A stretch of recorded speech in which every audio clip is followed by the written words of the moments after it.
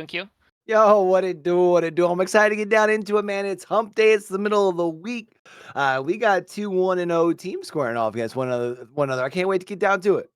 Yeah. We have Radford on one side, which if y'all were here last week, you know what they're cooking. You've seen a little bit of what they got this season. They're looking pretty mean, especially right out of the gate. That first 30 seconds, brutal stuff. But Shenandoah also 1-0. Going to be who they're playing against today, so it should be a pretty solid match. Really exciting stuff. It's going to be a best of 5 games, so buckle up, and we should be ready to go here any moment now. So how are you feeling about tonight's match, Q? I mean, we know Radford. Radford's a known quantity this season, at least for us on broadcast, right? Did you get a chance to catch Shenandoah's match at I all did last not get a week? chance to check Shenandoah's match, but you had mentioned the very fast hitting offense from this Radford University squad.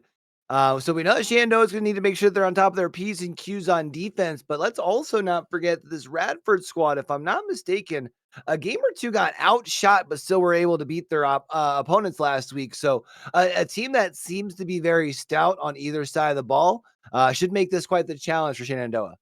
Yeah, definitely going to be an exciting game. I'm looking forward to, and for the folks at home, watch that first 10 seconds. It's going to be brutal. Radford comes out swinging, but it looks like we're good to go. We're about to get into game 1 here.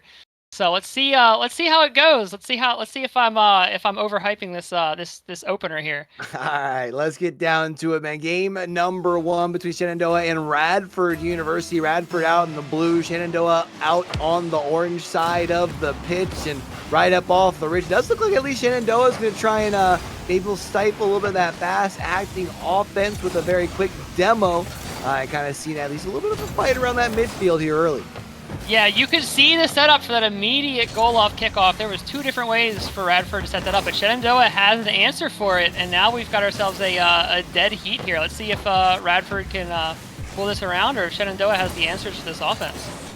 Does look like Shenandoah was at least early looking to try and garner a little bit of control. Here it is going to be Poppy, first one to record a couple of shots down here for Radford. Actually, they've recorded 2 of them things so far. It's going to be right off the goal line here in Waffle. That thing's going to waffle its way across the goal line.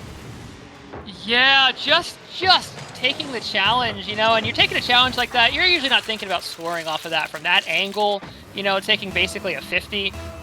You're just thinking you're going to keep the ball in play, keep it set up for a teammate, but getting the goal off of it just right away, that's bonus points, man. We take them. And you know what? First 40 seconds here, so maybe not a 10, 20 second sort of deal like you were saying, but it didn't take them long. And Radford going to be the first ones on the board here. It's going to be up to Shenandoah to try and find themselves some sort of response. It did seem like relatively early on they were the squad that was trying to control a little bit of offense, but as for now, I think I had misspoken and said that Shenandoah had recorded a couple of shots. They were the only ones recorded. Today it's Radford's the only ones gotten any offense so far. Yeah, it looks like it so far, and that seems to be continuing to be the case here. Water is really putting up a lot of pressure just on his own there. But Shenandoah striking back. Big pop. They're playing back a little bit further. I'd like to see Shenandoah get a little bit more aggressive here. It feels like they're maybe just giving Radford a little too much time on a couple of these interactions. Yeah, I will say we're seeing some demos coming out from Shenandoah, so that's definitely a way to try to up the tempo a little bit and try and make the opposition uncomfortable. Now they're going to be trying to push down towards that offensive side. Water's going to be able to get themselves a clear down towards the opposite side here, trying to see if they can chase things down, and not going to be able to flick that thing quite over Mango, but even still the case as far as for Shenandoah, still looking for a clear on their side. Yep, and they're just driving it into Radford's court here, taking their time, getting set up.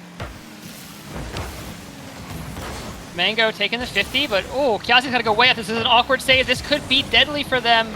Waffle's not in a great position, but he's driving back out. He's playing that second position, not going to be able to make the shot. Water here to receive it. Maybe try and make a clear. Maybe just going to take some control here. Nice flick. It's going way back downtown. And Elam's got to go up and try to keep this moving. We're now officially halfway through game number 1 here, and we still have yet to see a shot over on that Shenandoah side of the pitch. Of course, they haven't spent much time over on this blue half here, so that could be part of the reason of it, but it does also feel like as far as when they do get down here, rather timid, not being very aggressive moving towards the net. I like the fact that we seem to see some passing, but it seems all for naught so far. Yeah, they're holding down the defense really well, but they're really just going to have to be a little more assertive on this ball if they want to be able to get the a point here. Oh, hold on, here we go. It's on net. Poppy going to send it back out. Mango looking for the shot, sends it to the back corner. Waffle ready to receive. Doesn't get it. It's going to pop out high and slow to middle. Galaxy's got no boost, but is at least able to keep the ball moving. Woo! This might be their opportunity here. Mango coming in, not going to get it. I like the defensive effort so far. Waffle's going to be able to get a big save. Now Water with a pass up to Poppy for the clear. They're going to be able to at least get it past the midfield line here. And Waffle going to try and meet with a little bit of resistance against Mango right around that midfield line. Now got past all the defenders. The only one left is the player who just came back off of respawn, able to flick it over the one. And Radford going to be up 2-0. Woo, you know what we're seeing Shenandoah come online here a little bit. That offensive pressure was looking pretty scary. They started to step up. They were a little more assertive on the ball, but just still not quite enough to make the goal. But they did at least put Radford on notice. There was that moment that was looking like they had that opportunity. Now Radford's got to really be thinking about that. Yeah, I mean, it wasn't too long ago that we were talking about Shenandoah still sitting on 0 shots. They were able to record 4 of them in a pretty short time frame. However, still with 0 goals on the board here, and now down to our final 60 seconds in game number 1. Mango going to be able to take those cookies, tries to drop it down, and Mango punches it home, and Shenandoah able to cut this lead in half. Huge shot here by Mango. Just a solo play upfield on his own, takes the redirect off the wall. Bam! Right home. Waffle just barely not there in time. That's what we need to see. There's still a minute left. This could be anyone's game, but Shenandoah's got to play this next sequence tight here. There's still plenty of time. It's not like you're having to worry about a miracle off kickoff, right? Even the fact that you're not able to punch that one home is okay, except for the fact that there's no one guarding your net on the other side of the field, and Radford able to re-extend back out to 2. It was so close. Elam nearly had it into the net there, but it was off by just that little bit, and then they just a little overcommitment from Shenandoah there, leaving their net wide open downfield. Just like that, as it did seem like Shenandoah starting to figure things out and kind of pull things back in. Radford able to put themselves back in a nice, comfortable lead here. 35 seconds or so as far as for Shenandoah. You got to find 2 of them. You need to find 1 here soon. Kiazi taking a beautiful 50 there, keeping control of the ball, but can't win the second time. Waffle once again trying to set the shot up. He's got no boost to make it happen. It's downfield. Water already back for it again. He's got no boost to work with, but he is still just taking shots, setting up balls for his team here, but it's not going to be enough. Now 10 seconds left, and unless we happen to see some sort of a miracle with a goal and then a kickoff right up off into another goal here, it does look like Radford going to be taking game number 1 in our series. You always love to be able to start off on the hot foot, maybe even trying to get themselves 1 for the road. As you can see, Rule 0 still keeping things up in the air, and eventually the ball will fall. Radford take game number 1. Yeah, and man, what a game there. You know, Radford did take a little bit longer to get that first point, but that you do see that early game offense coming out fierce here. And we kind of saw this a little bit last week as well versus Delaware, where other teams, we see a lot in collegiate Rocket League, kind of want to play a little more cautious coming out of the gate, play a little more reserved, feel the other team out. Radford just goes for it. But I will say, like, towards that mid-game, Shenandoah started to really find their footing here, and I think that's going to be the story coming into game 2. Yeah, I think when you look at kind of like the mid portion of the game, the middle like 2.5 minutes even almost, Shenandoah definitely showed that they're able to go kind of blow for blow with Radford. The only problem though is you are still only looking at the one sole goal. Can't help but wonder if in the back of the minds of Shenandoah, if, they happen to still go scoreless in game number 2 for a second, third minute, we're already, halfway through game number 2. Does that doubt start to creep in the back of their mind that maybe the one goal that they did get here in game number 1, maybe being a little bit of a streak of luck? So only time will tell. It feels like Shenandoah, though, definitely need to make sure that they come out all firing on all cylinders here, though, because you do not want to go down 0-2. No, absolutely not. Nothing is tougher for your night than having to play for the reverse sweep. I tell you what. But, you know, sometimes that's the position you find yourself in. We'll have to see. Going into game 2 now. Kyazi already coming out strong, looking for that shot, but it's not going to happen. Waffle's up for it. Sending it around. Water's got the clear-ish down to the side wall. Poppy taking it upfield, but Kyazi's ready to send it back. I really like this play here by Poppy, able to still keep the ball moving forward, but it is going to be Elam eventually going to be able to move the ball forward here for Shenandoah. But it's only a very brief entry into the offensive zone. Now going to have to retreat back. A nice little touch there to make sure that that ball gets knocked aside. But Water keeping the offensive drive alive. And now followed up by Waffle, who was looking to try and make a play in the corner, but to no avail. Trying to switch the field here is Shenandoah. But that ball going to be floating in front of the net. Mango punches it home. And Shenandoah going to be able to take the lead early. You know, and I was just about to say that it felt like that ball was spending a little bit too much time low and slow on the orange side of the court there. I was starting to worry, but Shenandoah not only recovered, but struck back, taking 1-0. This is kind of the response that you were looking for over on that Shenandoah side of the field. They had to play pretty well from behind, pretty well from the word go. Obviously, it didn't take quite as quick as we have seen Radford be able to score in the past, but after that first 40 seconds, they did have the lead, and it doesn't take them but, well, about 20 seconds or so to be able to find a response here. We're tied up at 1. The angle on that goal setup and then the angle on the reception, the pass and the reception, just beautiful. You know, it wasn't quite actually into the net there, but just setting that angle, it's so awkward to defend. It's so hard to take that and not, you know, accidentally own goal. So just as quick as Shenandoah looked like they might have had something to be able to build off of. We're all knotted back up at 1, and does feel like that does tend to favor things just a little bit on the side of Radford, knowing the way that game number 1 went. Water's going to be able to knock that up, left it off for Poppy, who's going to be able to get a shot on goal. Waffle with the rebound and another shot, but the barrage of shots not going to be able to find any sort of result as far as finding the back of the net. However, we are seeing Radford still thriving in the offensive zone.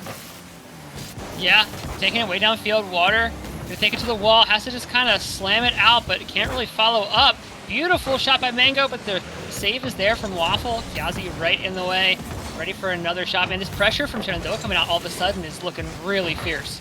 Yeah, they're doing a good job of really being able to control the ball down here in their offensive zone. We've seen a couple of times where briefly they had to retreat back to defense, but it really is only briefly. They do have to find a better way to maybe control the pressure down here. We're only seeing 1-2 shots at a time. I feel like oftentimes, especially at this level, you start to see the success when you're able to get that second, third, maybe even fourth shot on the visit, get the defense going from side to side and being able to catch someone out of position. But it is Poppy with the clear. It is going to be a 2v2 as Waffle trying to field this thing out of the corner to no avail. Mango not going to be able to get it out, which means this ball gets touched by Water, trickles across the line, and that's going to be Radford in the lead just shy of halftime. Yeah, and kind of what you were talking about too, with Shenandoah having trouble getting more than like 1 or 2 shots off of their turns on offense. It's really tough in a team like Radford. Radford plays very aggressively for the ball. Just does not want the other team to be in control of it. It really doesn't matter if they have to take a kind of a wonky touch. They're ready to play off of those and keep possession, and that makes it so difficult to find a solid shot because you don't have time to set up a clean pass or set up a clean play.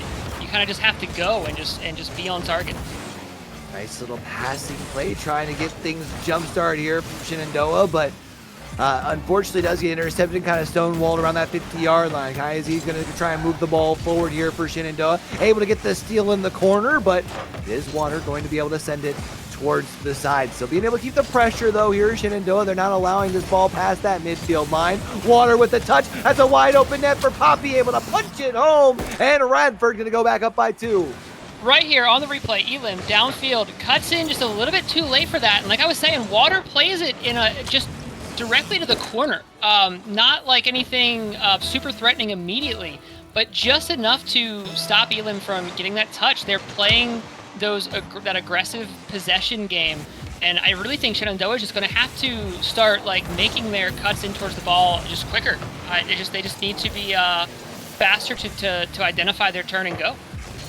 Yeah, I'm not sure if maybe it's just a little bit of a hesitation or if they just haven't quite found that next gear here yet, but they do need to up the volume, up the pace, and see if they can make themselves a little bit of noise here. 90 seconds left to at least find the back of the net 2 more times to force an overtime, and that means your defense also has to be able to stand the test of time.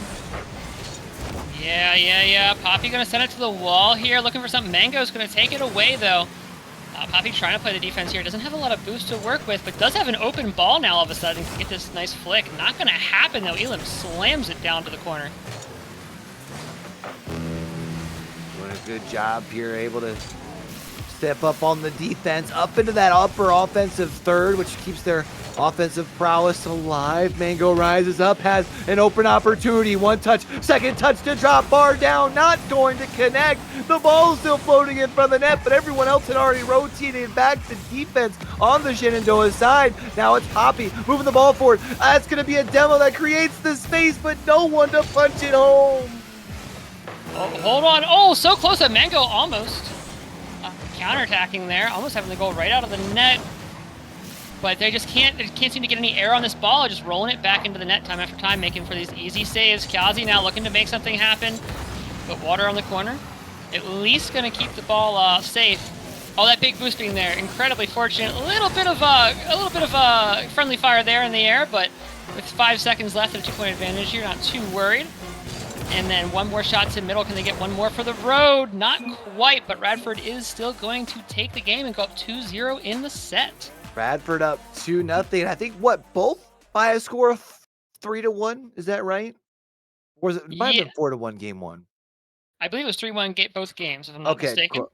And so that does mean, as far as over on that Shenandoah side of the pitch, got to be a little concerned, especially because in this case, you outshot the opposition here by twice the shots, and you only have 1 goal to show as opposed to the 3 over on the Radford side. I don't know what it is that needs to change, but it needs to change quick. Yeah, but I mean, on the bright side, getting those shot numbers up, that's half the battle, right? Yeah. that is kind of what we were asking for. After game 1, we were saying we need to see Shenandoah really step up and play a little more aggressive on this ball, and that's exactly what they did here, and it was looking really good for a while. But just not quite enough to take the game. But this game 3, though, this could be the turning point. Can't help but feel like I foreshadowed the way that story in game number 2 went down a little bit, looking back to the pre-show, talking about this team not only being able to kind of, be efficient on the offensive side, but really being able to kind of shut things down on the defense the way that we just saw. And I feel like when you look at kind of the story of both games 1 and 2, in games 1, your offense was just outgunned. In game 2, your offense was able to dictate the pace, but you couldn't find any efficiency on the defensive side. You've got to find some way here in this first 60 to 90 seconds. I feel like to not only find the back of the net once, but probably twice. Yeah, and they are coming out swinging, already putting the shots up on the backboard here, and playing inside of Radford's court. Putting them on notice right out of the gate here. Kiazi going to just pump it up. Doesn't have a lot of boost here, but is going to play it downfield regardless. This does give Shenandoah an opportunity to make the return. Water going to try and field this thing out of the corner and try and flip this field. They're not able to get the clear. Balls in a little bit of a dangerous spot, but it does end up still getting sent wide, and that might be one of those opportunities when we get to the end of game number 3 here. Shenandoah might really be wanting to have back, in which things had gone a separate way, but we are just shy of a minute here into game number 3. Neither team able to find a shot, at least until Poppy able to do so on that possession right there, but it does seem like both teams have slowed things down just a bit here. Yeah, definitely taking their time, trying to make sure this game 3 is as clean as possible, because, one side you're trying to play to close out the night, go home early, and not have to worry about it. On the other side, you're trying to just stay into the set, right? I feel like it's different when you're in a situation like this where you're just playing a set, versus like where you're deep into a tournament trying to play into the reverse sweep here, right? Like I feel like you feel a little bit more fresh in a situation like this. Maybe that feels like it's a little bit more of a possibility, but the good news for Shenandoah, your defense has made it still very much a probability here by being able to hold the opposition to just 1 shot, but their offense, it's got to start cooking, and it's got to start cooking soon. Yeah, Radford actually has been stuck in their court for quite a bit here. I mean, we're really seeing the pressure step up from Shenandoah, but just still not enough to quite make the save. A lot of shots or a lot of shot setups just kind of rolling across that backboard where they're trivial to save. Definitely is slowing them down just a little bit. If they could just get like a solid couple of pops that come out to center court, that would be beautiful. Ooh, Mango gets just enough of that to be able to make sure that sends just a tad bit high. And you had mentioned how Radford had been stuck back on their side of the pitch. Now they're the ones looking to try and strike on the offensive end, doing a good job keeping the ball pressured down here. Pass from the team all the way around left for Poppy, and unfortunately Poppy's shot does get sent aside, not even really looking like a threatening sort of shot movement towards the net, but it is taking quite a bit of time for Shenandoah to get the clear down to the opposite side. And even though it is still 0-0, seems like that would be adding pressure to their shoulders, but it doesn't matter. Shenandoah puts it in the back of the net, and they're up with 2 minutes and 9 seconds left on the clock. And this one kind of came out of nowhere, just a solid 150 right to that corner. And like I was saying, one that finally bounces out to the center of the blue side of the field. That's the kind of positioning you want to be able to make these shots. And are we getting one off kickoff of 2-0 for Shenandoah? Just an incredibly clean win on the kickoff here. And then the cheat up from Elim, boom, right up the center. And Poppy just cannot get there in time, 2-0. Able to pull off something that they have not been able to do thus far in the series here, Consort. Not only getting the kickoff goal, but getting themselves a second goal within the same game here. So Shenandoah off to a great start. Now their defense needs to be able to step up to the challenge, going to be able to knock that one to the side. Poppy's going to be the only one left, at least for now. Now trying to make the play as Water. Nice pass right back to the opposition, and Shenandoah now up by 3. Okay, I am always a sucker for slow play. I'm always a sucker for, you know, like taking these softer touches and these slower interactions, keeping things awkward, keeping things not what the defense is expecting. And that setup, just the soft touch in, the defense just wasn't quite ready for it. Didn't get a clean touch out. Oh my God! Again! I can't even finish talking about the last goal before Shenandoah was putting another point on the board. This feels like a different team from game 1 and 2. Yeah, where has this offense been? It seems like a demon has been awoken here over on that orange side of the pitch, and they are just continuing to run it up. Here in the middle of game number 3, this is where you can really try and take some of that wind out of the sails. You got to make sure that you don't let your foot off the gas and continue to produce. Yes, and when you're talking these reverse sweeps like this, the psychological game is so important. Like winning the first game to set up a reverse sweep and getting it by like 1 point is a totally different experience from taking a dominant 4-0. That's another one. It can change the entire. Oh my goodness, 5-0. They are still racking them up. And there is still 76 seconds here for them to try and punch 1 or 2 more in here as well to really try and demoralize the opposition over there on the blue side. See if they can get Radford to kind of reconsider just how good games 1 and 2 win, especially off a kickoff like that. Wow. And now all of a sudden it's 6-0. So here's a fun little data point for you. At this point, if Radford doesn't turn back on the offense and get a couple points in return, a couple points to answer, Shenandoah will be the point leader for the set, even though they're down 2 games. That's kind of crazy to think about, and just the way that they're able to pop off here in game number 3. I do think that because of the fact that obviously still sitting on that match point, Radford doesn't have anything to worry about just quite yet. They're also going to be able to get themselves a goal here. Being down by 5, though, with just over a minute left, it's hard to think that this is, comeback sort of territory.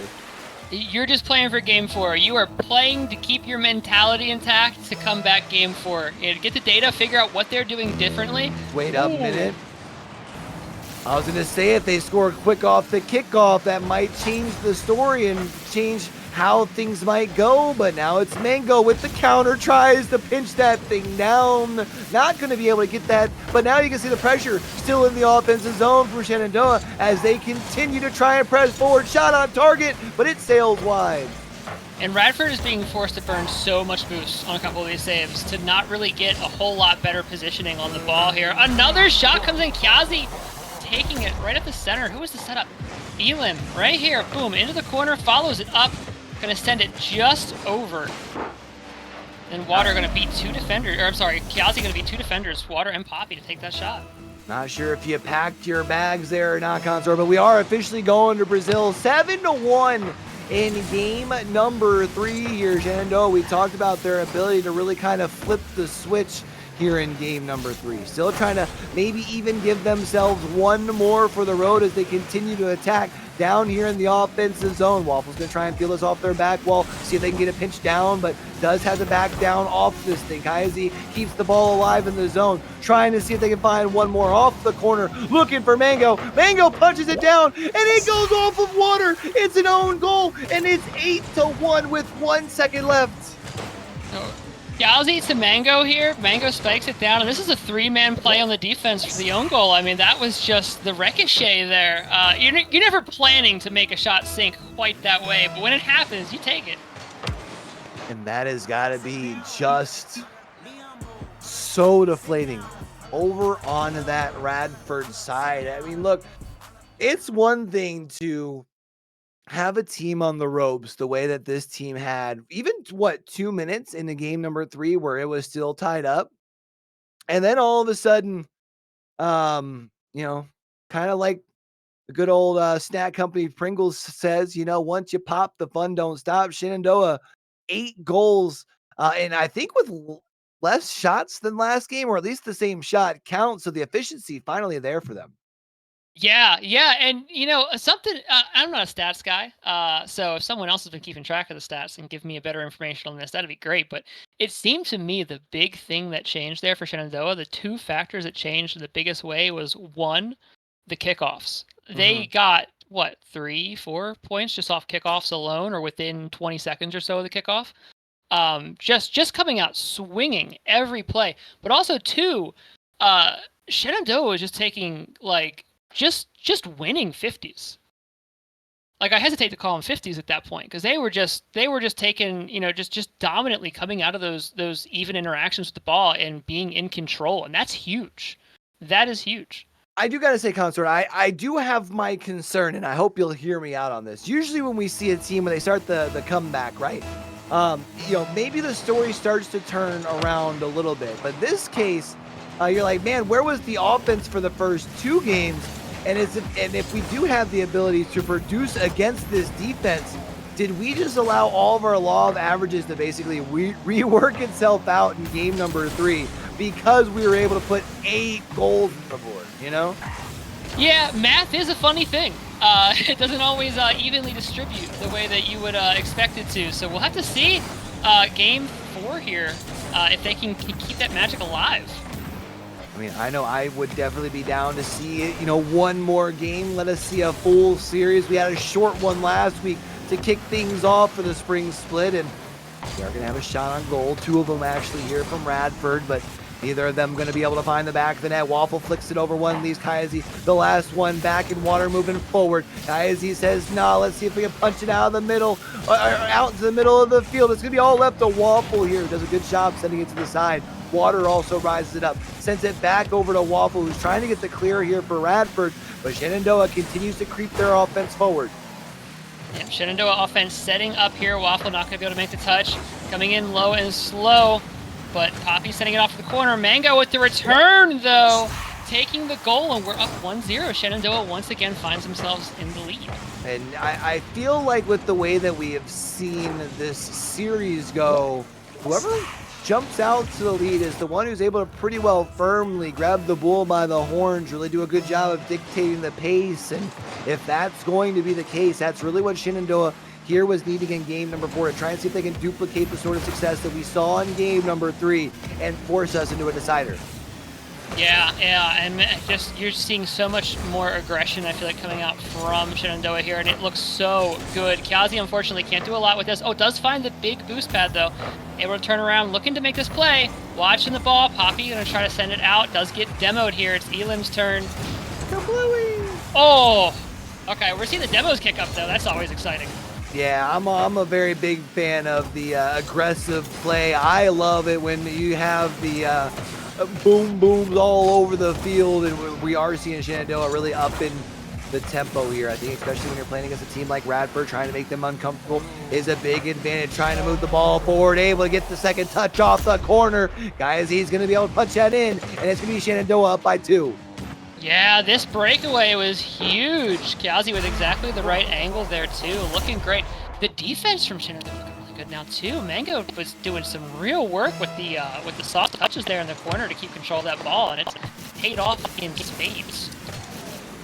Remember, when we kind of looked back at game 1-2, we were kind of wondering if the defense over on the side of Radford would be able to take the amount, shot totals they had taken in games 1 and 2, and still be able to kind of stonewall on defense, continue to have the success that they had. And I don't know if it's just Shenandoah has finally found the key, has been able to find the answers to what the defense what the defense holds over on that Radford side. But Radford is now the team that needs to make the adjustment because their defense just does not seem to have it right now.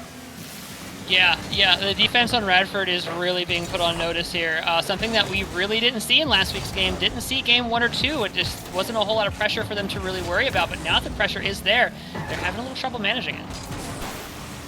I feel like that's one thing that we've seen from Radford this season is that the best defense is a good offense, but the problem is when the other offense is doing just as good of a job and able to then push the ball away from your offense, it's hard to make that your best defense here.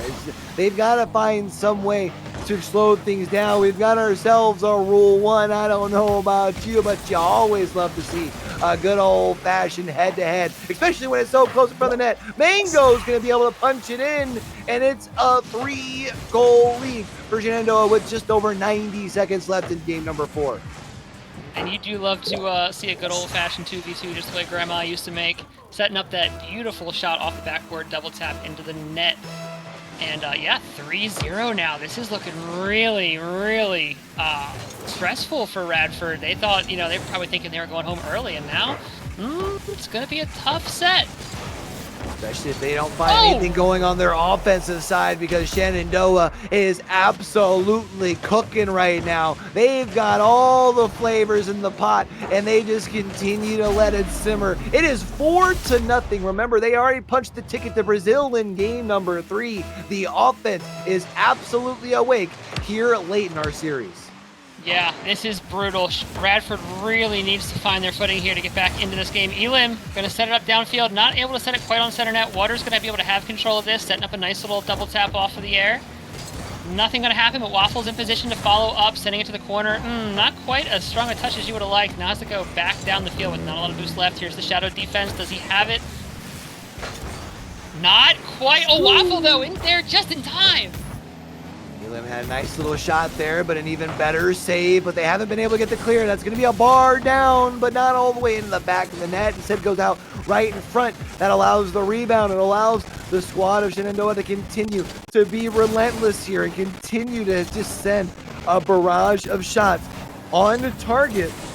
And honestly, the Radford defense doing a good job, at least until now. This ball is leaked out, but Mango not going to be able to get to it. Waffle sends it to the corner, going to be up to Water to try and get the second save, but no, it gets punched home by Kayazi, and it's 5-0 Shenandoah. Beautiful angle here from Kayazi too.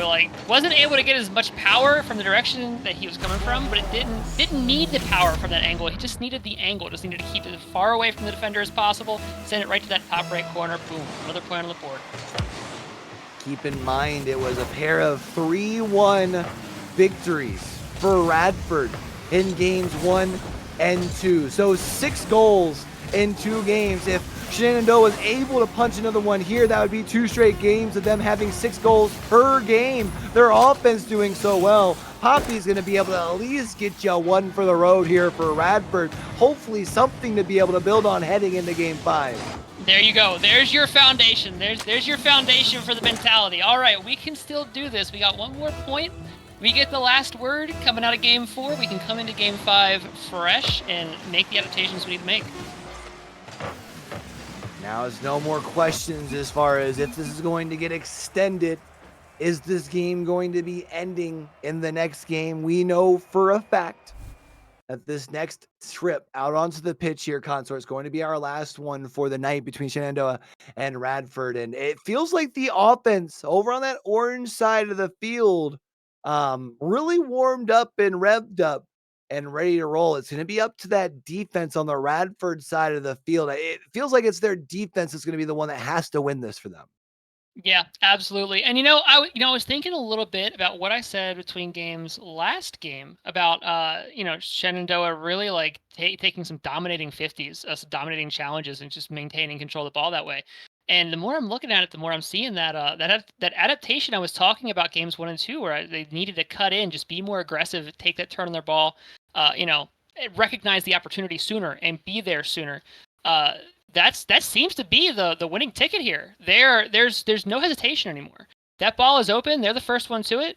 Mango's going for it, or Elim's going for it, or Kiazi's going for it. There's no waiting. There's no time for the ball to breathe. And I think that that's usually what we see out of Radford, not giving the ball time to breathe. But now that both teams are playing it, Shenandoah might be playing it better. Well, Consort, the good news for our players over on that Radford side, despite how bad the couple of losses in games 3 and 4 might have been. The good news is in Rocket League, you get to set the clock back to 5 minutes. The score's back to 0. We no longer get to talk about it. We're just going to go ahead and be about it. Let's get down and do what it do in game number 5. Yeah, Shenandoah already coming out pretty strong off of the gate here. Playing it deep into Radford's side of the field. Big 50, though. Water's going to be able to take control of this and see what happens. Sends the pass. Waffle, though. No, he's taken to the wall instead. Okay, a little bit of misdirection there with the demo, just taking a little bit too long to set that up. A little slower of an approach here by Radford, but they have still been able to keep the ball down on the Shenandoah half of the pitch. Of course, as I say that, Mango going to be able to flip the pitch and flip the script, turns the defense into offense, takes Waffle into the air, then able to put it over to Poppy, and Shenandoah going to be the first on the board in game number 5. Elim with a beautiful U-turn right up the wall, sending it out to Kiazi, sending the pass out over to Mango. I mean, just Mango then taking the fake shot, too. Just incredible use of the pressure. Now it's going to be up to Radford to do something that we have not seen them do thus far, and that's come back and be able to continue to have the grasp of the game. They are going to be able to get themselves one here. Poppy doing a great job with the shot and able to punch that one home. But are you going to be able to maintain this control? That's the real question. I am strapped into my seat right now, man. 1-1 game 5 with 4 minutes left on the clock. This is going to be a nail biter. This is hard to call.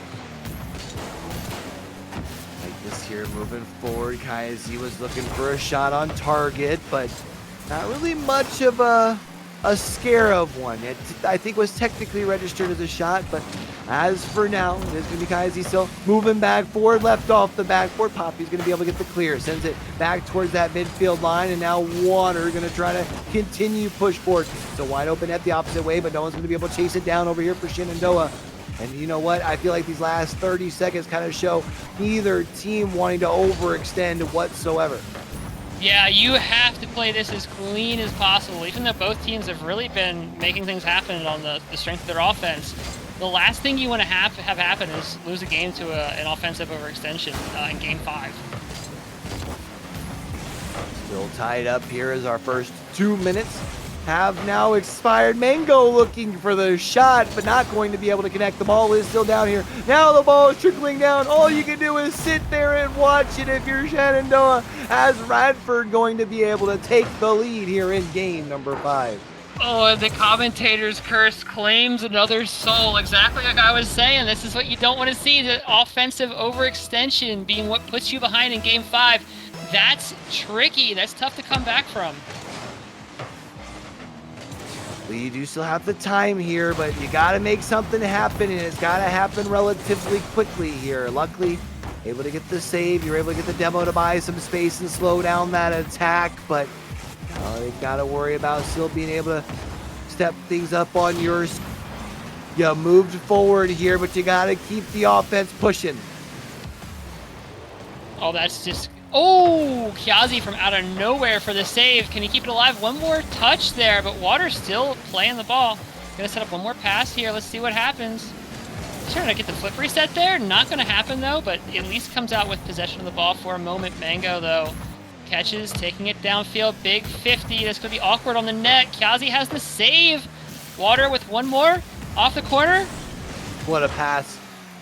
Oh, but an even better save here. The only problem for Shenandoah is they have not been able to get it clear out of their defensive zone for the last minute. And yeah, your defense is standing the test of time. You're still only down by 1, but time becoming more and more of the essence. Plus, the longer you're down here, Radford is inevitably going to punch it in, and Radford's up by 2.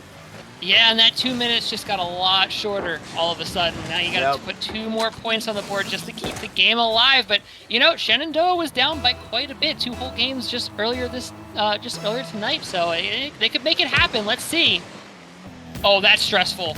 2 dead 50s right there in the middle of the field. It's Elim and Shenandoah that comes out with control of the ball, but not for long. Another big bang downfield. Elim has the save, but it's not in a great spot. Radford looking to make something happen with this, but taking their time. They want to preserve that lead. They don't want to overextend. I admire the restraint there. 90 seconds here for Shenandoah to try and see if they can close this gap. Try and see if they can make it from 2 to 1, from 1 to none. But it's got to start now. It starts with the 1 to turn it to a lead of just 1. But the ball looking to get cleared here from Radford. Of course, as I say it, Mango punches it in. And we've got ourselves a ball game, ladies and gentlemen. 70 seconds left in game number 5. And it's a 1-goal game. A beautiful passing play, driving back downfield out of the blue corner, just not giving possession over at any cost. Able to win the kickoff here, but then Mango able to send it deep down into the territory here for Shenandoah. Mango's trying to rise up and get the redirect, not going to be able to hit it here, but Elim is able to do a good job of making sure they keep the ball down here on the offensive side. Same thing for Kaya Z. And even though Waffle does do a good job of fielding it in the corner, we're seeing a demo from either side. Briefly makes this thing a 2v2. Let's not forget, for the blue team, all you got to do is simply play keep away. Yeah, you're not even worried about scoring. You just want to keep the ball away from Shenandoah here as much as possible. They are trying to make something happen downfield, though. Water not quite going to keep control of the ball there. This could be Shenandoah's shot. Here it is. Boom! Even game with 22 seconds left on the board. Shenandoah once again taking a formidable deficit and bringing it back around to a dead heat. Oh my goodness, this could go to a game 5 sudden death. Yeah, a very big risk there from Poppy, and unfortunately does not pay off. Leaves a wide open net. An easy opportunity for Mango for Shenandoah. Able to get the hat trick here. You mentioned the potential of overtime. 10 seconds left. Waffle with the shot on the target. Elim's going to be able to send that thing aside. Ball still sitting in front of the goal with 5 seconds left as Waffle tries to get one last opportunity. But Shenandoah's defense doing a good job of making sure they can get the clear. And we're going to overtime in game number 5. I'm having trouble catching my breath here, man. This could go anywhere now. Next point wins the game and wins the set. It all comes down to this. Feels like you can't help but favor Shenandoah just a little bit here. They've already been able to survive a game 5 thus far in the spring split. There it is. Mango punches it in from the top of the key. It doesn't take very long. Able to wrap up the reverse sweep. And Shenandoah going to take home this series in such amazing fashion. And look at the aggression there. I mean, Elim coming out of the wall to just tackle. I missed who it was. Who was I think it was Water, had the ball in the air. Just tackle Water off the ball. Set it up, leave it high and slow. Beautiful opportunity for Mango to take, and then bam, send it home.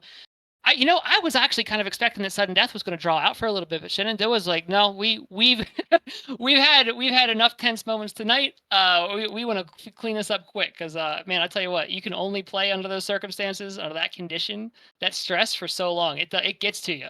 It does get you there. I felt, especially for Shenandoah, I was starting to feel a little bit worried. You had made it such a game, and it looked like Radford was starting to open things up there in game number 5, but they're able to scratch and claw and Maybe we've got to ask some of the other players over there from Shenandoah. I'm not sure if Mango had like the chocolate chip cookies or the oatmeal cookies in the backpack or what it was, but all 4 goals for the team, really able to carry the squad across the finish line, able to bring home the dub today.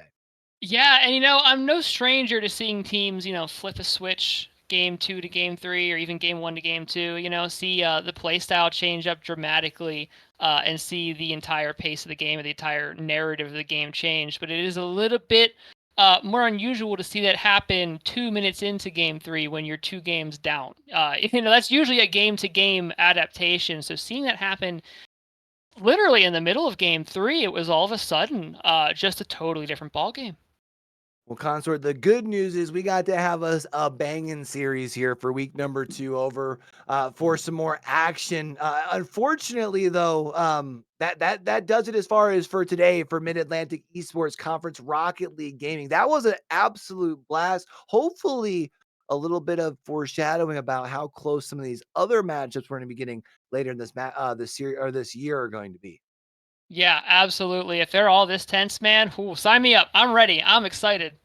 This is fantastic. And now, so Shenandoah gets to walk away with the 2-0 season so far. Radford, though, still not in a bad place. 1-1, not a bad place to be week 2. So we'll have to see how the rest of the season shakes up. But both these teams looking really, really strong. Yeah, the good news for Radford, right, is you've got the 5 game wins under your belt. You won the last series. You got the 2 games in this series as well. Something that might be coming big down the line when we talk about some of that placement towards the end of the season. So a good start for both of these teams here for sure. Going to be excited to see how the rest of the spring split works out for these teams, as well as the rest of our teams over here with the Mid-Atlantic Esports Conference. If it's your first time tuning in with us over here on Twitch, I'm going to need y'all to do me a favor. Make sure you hit that follow button down there. Make sure you turn those notifications on. And also make sure you're following us over on Twitter. Get involved. Tell somebody to tell somebody to tell somebody about it. But as I did hint at before, that is going to do it all for Consort and I for the evening here. So until we do catch y'all back over here for some more Rocket League action or even some more just Mid-Atlantic Esports Conference action across other titles later this week, don't forget, everything crazy going on in the world today, be true, be you, be sincere, game hard and love hard. All right, y'all. That's Consort. I'm Q from the rest of the crew from the front to the back. Y'all have a great rest of your week. Peace.